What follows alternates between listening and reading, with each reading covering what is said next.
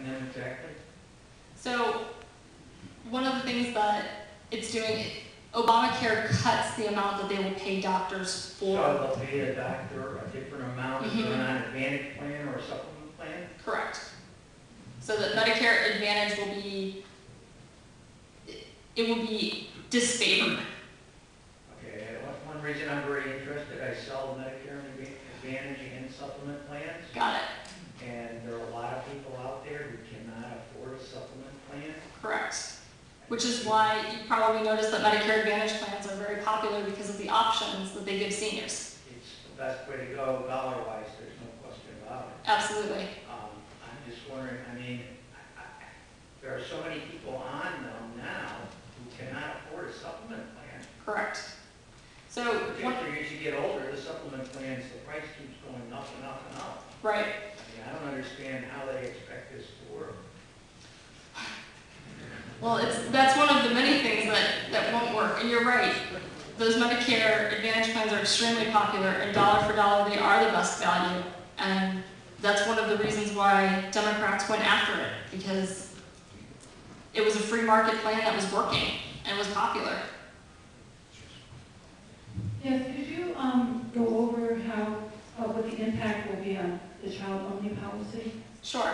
So child-only policies they're very specific plans. In reality, there aren't that many families that choose them because they're very specific for, a lot of families use them during periods of hardship. If one parent loses a job, they can at least cover the kids. It has catastrophic coverage.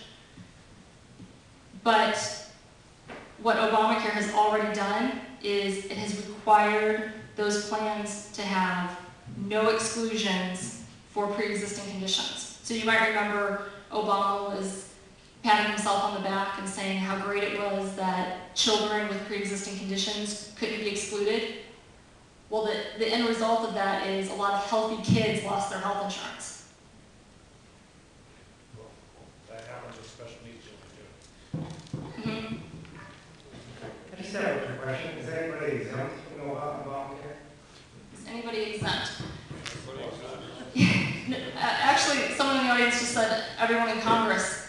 Unfortunately, not true. They were members of Congress have the same health insurance that we have. It's they have the same plans: Blue Cross Blue Shield, Aetna, and a lot of them thought that they were going to be exempt. So there's actually a record of several members' offices calling the Library of Congress to make sure we're not in this, are we? And then they found out, yes, you are.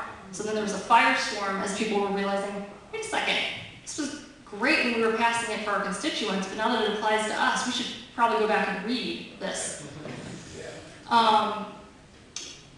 The question about who's exempted, though, that's a good one, because Democrats were able to give exemptions to some of their friends. Unions were able to get exemptions. So one of the questions that I raised, and this always makes Democrats angry, if this was such a great law, why would you exempt your friends?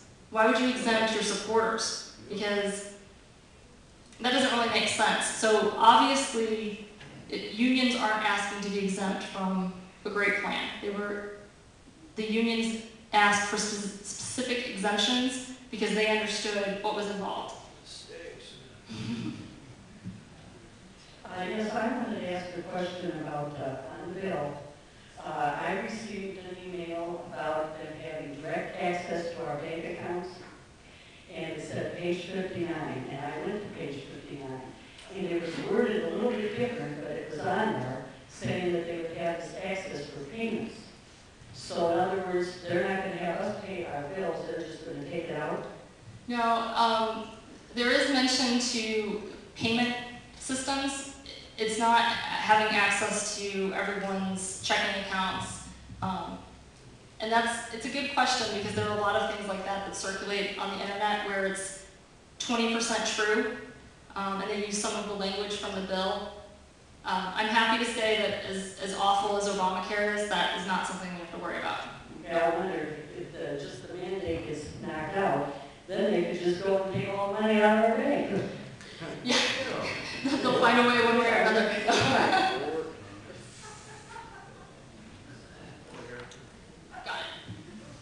Good evening. I just wanted to say, do you see anything positive at all with the Obamacare, as well as we seen the one that was a sports member and he actually died a few days ago, and they resuscitated him after 24 hours.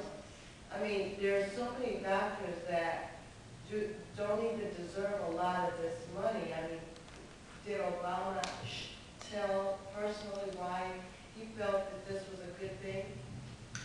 So, the question of, is there anything good in Obamacare? I think we can agree that something that's extremely laudable in Obamacare is this effort for universal coverage. It's something that people on the right and the left agree. We should have more access to care. We shouldn't have people who are trapped in bad jobs or afraid to move across state lines because they're afraid they're going to lose their coverage. So I think a lot of the stated goals of Obamacare were certainly things that we can agree on. I think the ways that it has gone about it, that's where a lot of conservatives would raise objections.